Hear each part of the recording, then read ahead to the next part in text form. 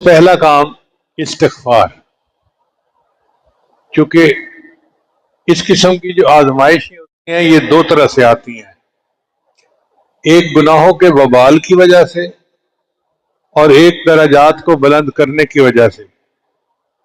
انبیاء کرام اور اولیاء کرام کے درجات بلند ہوتے ہیں، ان کے لیے یہ آزمائشیں درجات کو بلند کرنے کے لیے آتی ہیں، اور ہم عوام الناس ہمارے اوپر یہ ہمارے گناہوں کا وبال بن کے آتی ہیں. اس لیے اس کا ایک حل ہے کہ اللہ کے سامنے استغفار کیا جائے.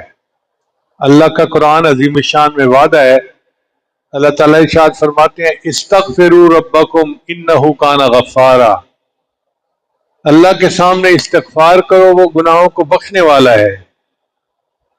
یرسل السماء علیکم مدرارا، تمہارے اوپر بارشوں کو برسائے گا. وَيُمْدِدْكُمْ بِأَمْوَالٍ، اور اللہ مال کے ذریعے سے تمہاری مدد کرے گا.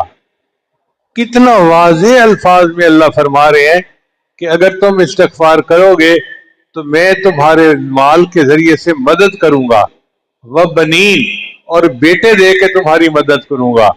وَيَجْعَلْ لَكُمْ جَنَّاتٍ، اور تمہارے لیے باغ ہوں گے، ان کے پھل بہتر ہو جائیں گے.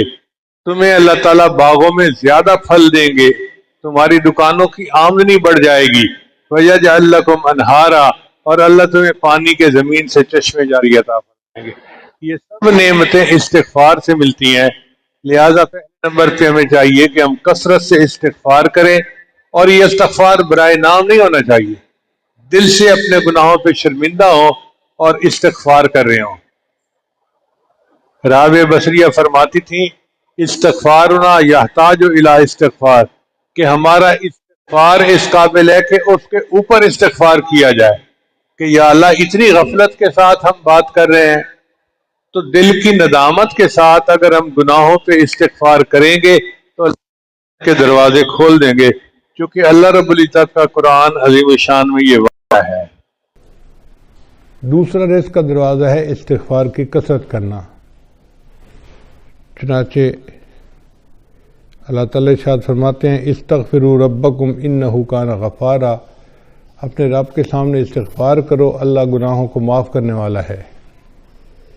اور حدیث پاک میں آتا ہے من استر من الاستغفار، جو بندہ استغفار کی کثرت کرتا ہے جعل اللہ لہ من کل ہم فرجا، اللہ تعالیٰ اس کے لیے ہر مشکل میں آسانی کر دیتا ہے.